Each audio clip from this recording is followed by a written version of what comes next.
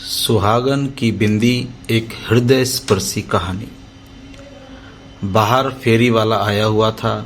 कई तरह का सामान लेकर बिंदिया, कांच की चूड़ियां, रबड़ बैंड, हेयर बैंड, कंघी, कांच के और भी बहुत सारे सामान थे। आस पड़ोस की औरतें उसे घेर कर खड़ी हो गई थी। काफी देर तक बाबा गेट पर अपनी लाठी टेक कर खड़े रहे। जैसे ही औरतों की भीड़ छटी, बाबा अपनी लाठी टेकते हुए फेरी वाले के पास जा पहुंचे और उसका सामान देखने लगे। शायद ही वे कुछ ढूंढ रहे थे। कभी सर ऊंचा करके देखते तो कभी नीचा करके।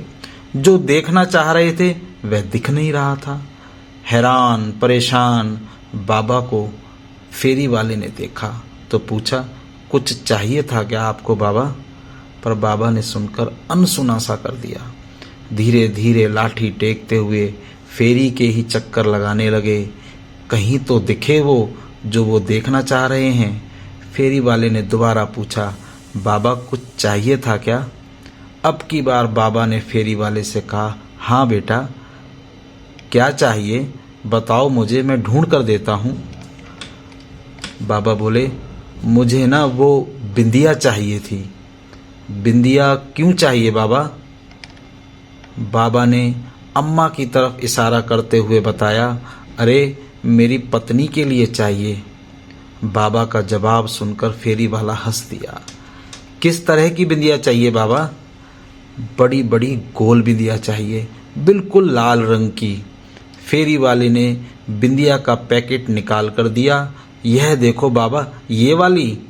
अरे ये नहीं, ये वाली नहीं, बिल्कुल लाल सी चाहिए। फेरी वाले ने वो पैकेट भी रख लिए और दूसरा पैकेट निकाल कर दिखाया, बाबा ये वाली। अरे तुझे समझ में नहीं आता क्या? बिल्कुल लाल लाल बिंदिया चाहिए। फेरी वाले ने सारे पैकेट निकाले और फेरी के एक तरफ फैलाकर रख दिए। आप खुद ही देख लो बाबा, कौन सी बिंदिया चाहिए आपको? बाबा ने अपने कांपते हाथों से बिंदिया के पैकेटों को इधर उधर किया और उनमें से एक पैकेट निकाला। हाँ हाँ हाँ, ये वाली चाहिए। बाबा के हाथ में बिंदिया का पैकेट देखकर फेरी वाला मुस्कुरा दिया। बाबा ने तो मेहरून रंग की बिंदिया उठाई थी। बाबा बोले, कितने की है ये? 10 रुपए की है बाबा। अच्छा। कीमत सुनकर बाबा का दिल बैठ गया। फिर बोले, ठीक है, अभी लेके आता हूँ। बाबा लाठी टेकते हुए पलट कर जाने लगे।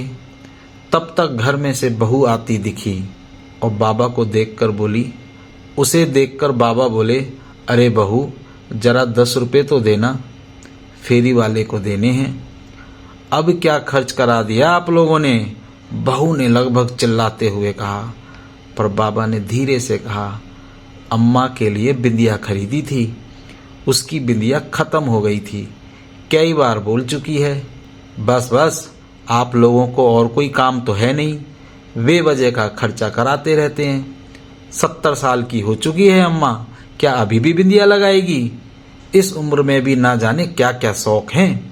देख बेटा, बात शौक के नहीं है, अम्मा भी सुहागन है, इसलिए उसका मन नहीं मानता। सिर्फ 10 रुपए ही तो मांग रहा हूँ, अंदर जाके दे दूंगा।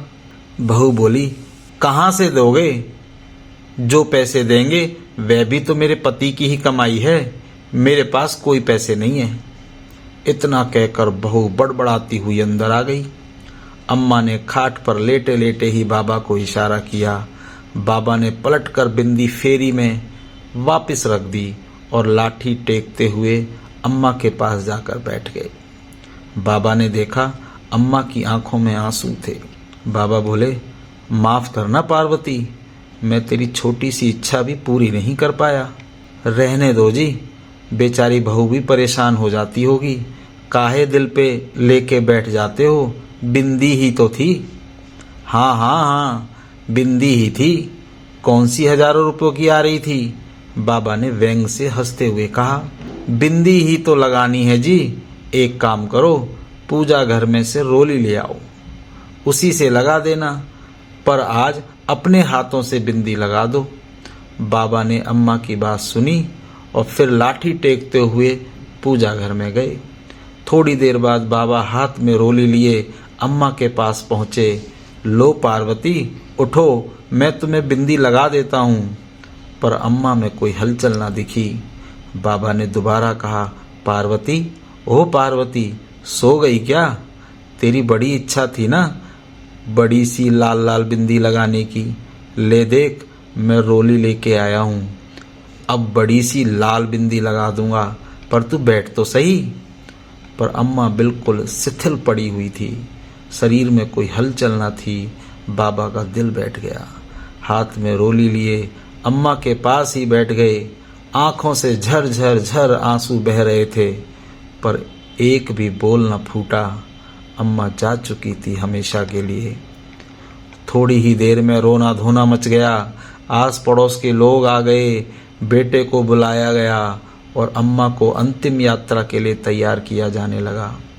अम्मा को नहला धुला सुहागन की तरह तैयार कर अर्थी पर लिटाकर बाहर लाया गया। बाबा ने देखा अम्मा के माथे पर बड़ी सी लाल बिंदी लगी थी। बाबा उठे और घर में गए। थोड़ी देर बाद बाहर आए और धीरे धीरे अम्मा की अर्थी के पास गए। उन्होंने अम्मा के माथे पर से बिंदी हटा दी। बाबा, यह क्या कर रहे हो? अम्मा सुहागन थी, आप बिंदी क्यों हटा रहे हो? बेटे ने कहा, बेटा, उसका पति बिंदी खरीदने की औकात नहीं रखता था, इसलिए हटा रहा हूँ। सुनकर सब लोग अवाक रह गए। बहू शर्मसार हो गई। सबने देखा बाबा अपने हाथ में लाए रोली से एक बड़ी सी लाल बिंदिया अम्मा के माथे पर लगा रहे हैं। थोड़ी देर बाद बहू की चित्कार छूट गई। बाबा भी अम्मा के साथ हमेशा हमेशा के लिए लंबी यात्रा पर रवाना हो गए थे। मित्रों, यह भावात्मक हृदय स्पर्शी कहानी बहुत कुछ संदेश दे रही है। अपने समाज में सिर्फ 2 से 4% बुजुर्गों की स्थिति ही परिवार में सम्मानजनक है। कहीं इसका मूल कारण संयुक्त परिवार का एकल परिवार में रूपांतरण, नाते रिश्तों की समाप्ति, धन लिप्सा की अंधी दौड़ एवं लड़के लड़कियों का पढ़ लिख कर सबसे अधिक जानकारी व बुद्धिमान होने का झूठा अभिमान, किताबी ज्ञान का होना व व्यवहारिक ज्ञान की कमी होना तो नहीं। कृपया हम सभी एक छोटा सा प्रयास करें। अपने घर के बुजुर्गों का उचित सम्मान सभी को एक दिन पूरा होना ही है। माता पिता के न रहने पर ही उनका महत्व मालूम पड़ता है। इसलिए मेरा आप सभी से आग्रह है कि हम सभी पश्चिमी देशों का अनुसरण ना कर अपनी भारतीय संस्कृति का अनुसरण करें। धन्यवाद। जय गौ माता, जय गोपाल।